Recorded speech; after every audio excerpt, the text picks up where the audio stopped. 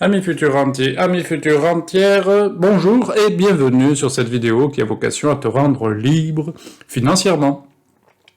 Suite à la vidéo précédente où je t'exposais l'évolution de ma situation personnelle depuis que j'avais fait mes premiers pas dans l'investissement, je t'ai montré ma situation financière au travers de mes bilans et de mes comptes de résultats. Mais bon, tout ça, ça prend du temps, ça s'analyse après coup, et aujourd'hui, ce que je voulais te faire voir, c'était comment je suis mes finances au quotidien. Avant d'y répondre, qu'est-ce qu'on dit? Eh bien, tout simplement, Magnéto Serge.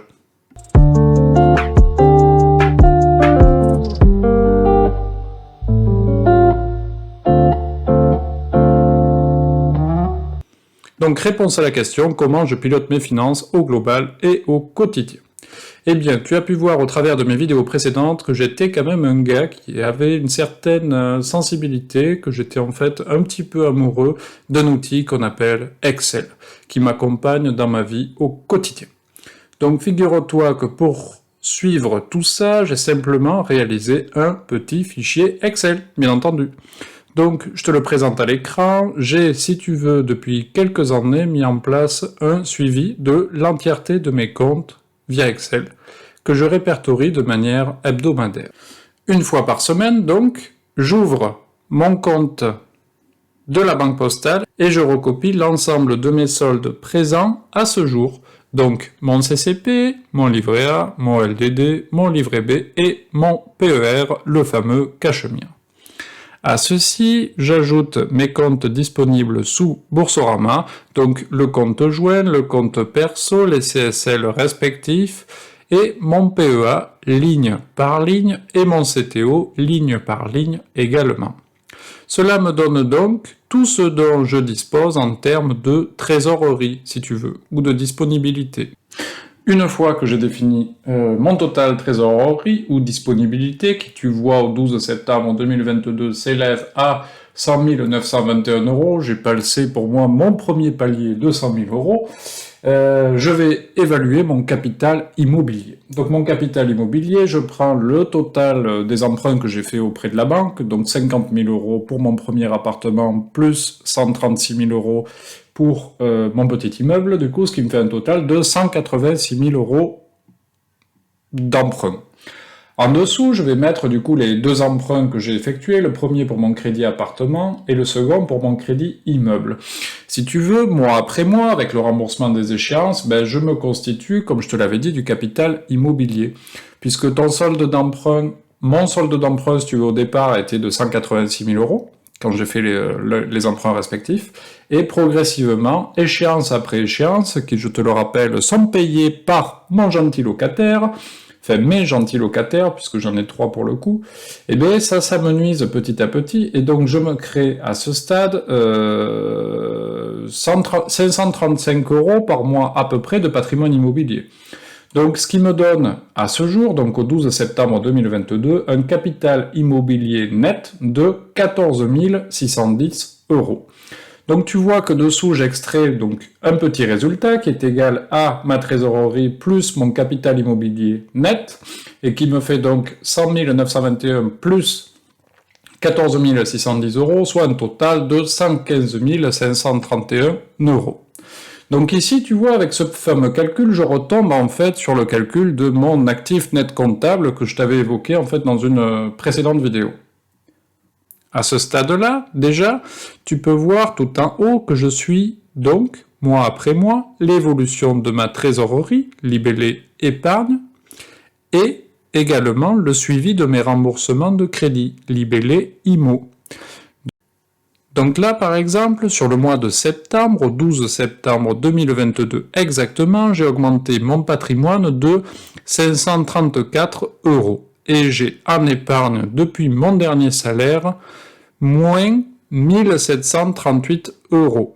Un mois compliqué, je t'avouerai, puisque comme je t'ai dit dans ma vidéo précédente que je faisais une dernière acquisition immobilière, qui dit nouvelle acquisition immobilière dit frais de notaire, bien entendu. Pour mon petit suivi perso, ce que je fais, c'est que je suis l'évolution favorable ou défavorable à chaque situation. Donc si tu cumules les 3 situations de septembre en bas, soit moins 666 €, moins 1494 €, plus 956 €, cela me fait un total de moins 1204 €.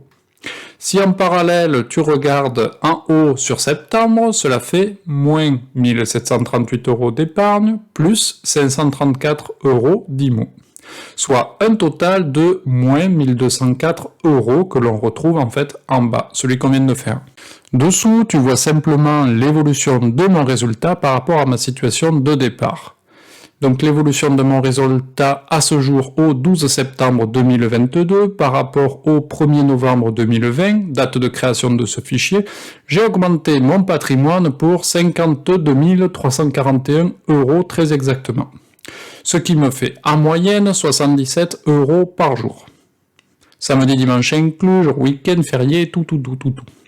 Et pour me rassurer de temps en temps, ce que je fais, c'est que je fais une projection annuelle. Donc je multiplie ce fameux chiffre par 365 €, ce qui me fait un total de 28 095 € que tu peux voir juste en dessous. C'est un petit outil tout simple que j'ai mis en place et qui me permet de m'assurer, si tu veux, d'une bonne avancée vers mon but et de creuser ou justifier les mois qui seraient potentiellement déficitaires ou tout simplement moins beaux. Pour te donner un ordre d'idée, je mets actuellement en moyenne 2000 € par mois, de côté, hors IMO.